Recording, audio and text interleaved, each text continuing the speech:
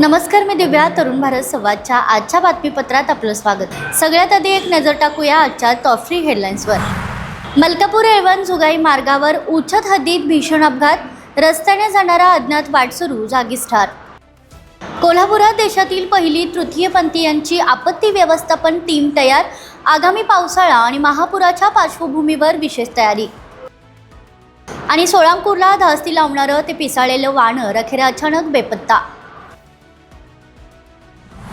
आता पाहूया ठळक घडामोडींचा सविस्तर आढावा. मलकापूर येळवण जुगाई मार्गावर उचत गावच्या हद्दीत एक भीषण अपघात घडला.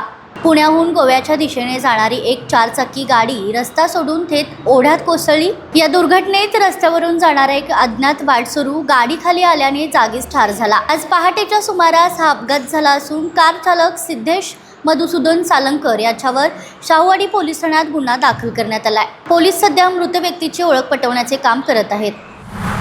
मंदूर येथील प्रकल्पग्रस्त शेतकऱ्यांचे श्रमिक मुक्ती दलाच्या नेतृत्वाखाली सुरू असलेले आमरण उपोषण आज 3ऱ्या दिवशीही कायम आहे.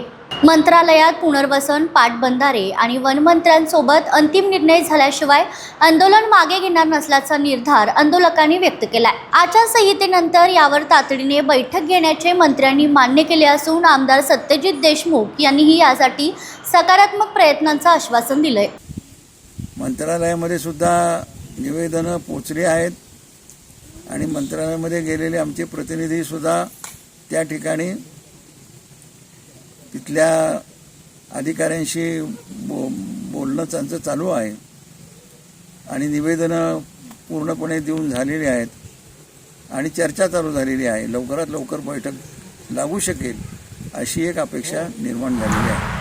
सध्या जिल्ह्यात खरीप हंगामाची लगबग जोरात सुरू झाली आहे. शेती कामांसाठी शेतकऱ्यांची धावपळ सुरू असतानाच डिझेल आणि पेट्रोलच्या दरात सातत्याने होणाऱ्या वाढीमुळे ग्रामीण भागात चिंतेचं वातावरण निर्माण झालंय. वाहतूक आणि मशागतीचा खर्च वाढल्यामुळे सर्वसामान्य जनतेसह बळीराजासमोरील आर्थिक अडचणी वाढल्या आहेत. विशाळगडावरील उरूस आणि बकरी ईदच्या पार्श्वभूमीवर मुंबई उच्च न्यायालयाच्या कोल्हापूर सर्किट बेंचने गडावर कुर्बानी देण्यास परवानगी दिली आहे. 28 मे ते 2 जून या कालावधीत ही परवानगी असेल. मात्र यासाठी 2024 मधील न्यायालयीन नियमांचे आणि अटींचे काटेकोर पालन करणे बंधनकारक असणार आहे. यापूर्वी शाहूवाडी तहसील प्रशासनाने गडावर पशुहत्येला पूर्णपणे बंदी घातली होती. मात्र आता न्यायालयाच्या नवीन आदेशानंतर विशाळगडावर धार्मिक विधी साजरे केले जाणार आहेत. हे सर्व विधी प्रशासनाच्या थेट देखरेखीखाली पूर्ण केले जातील अशी माहिती शाहूवाडीच्या तहसीलदार सीमा सोनवणे यांनी दिली असून गडावर मोठा पोलीस बंदोबस्त तैनात करण्यात आला आहे. आगामी पावसाळा आणि संभाव्य महापुराच्या पार्श्वभूमीवर कोल्हापूर जिल्हा प्रशासनाने एक अत्यंत कौतुकास्पद पाऊल उचललंय. कोल्हापूर जिल्हाधिकारी कार्यालयाच्या आपत्ती व्यवस्थापन विभागामार्फत देशातील पहिली तृतीयपंथींची आपत्ती व्यवस्थापन टीम तयार करण्यात आली आहे. या विशेष टीमसाठी राजाराम तलाव येथे 2 दिवसीय पूर व्यवस्थापन प्रशिक्षण कार्यक्रमाला उत्साहात सुरुवात झाली आहे. आपत्तीच्या काळात समाजातील सर्व घटकांना सोबत घेऊन काम करण्याच्या कोल्हापूर प्रशासनाच्या या अनोख्या पॅटर्नचे सर्वत्र कौतुक होते. मानसून प्रिपेयर्डनेस के हिसाब से कोल्हापुर में बचाव की बहुत सारी गतिविधियां चल रही है. उसका एक भाग हमने अभी ट्रांसजेंडर कम्युनिटी के माध्यम से 10 लोगों की एक टीम हमने तैयार की है.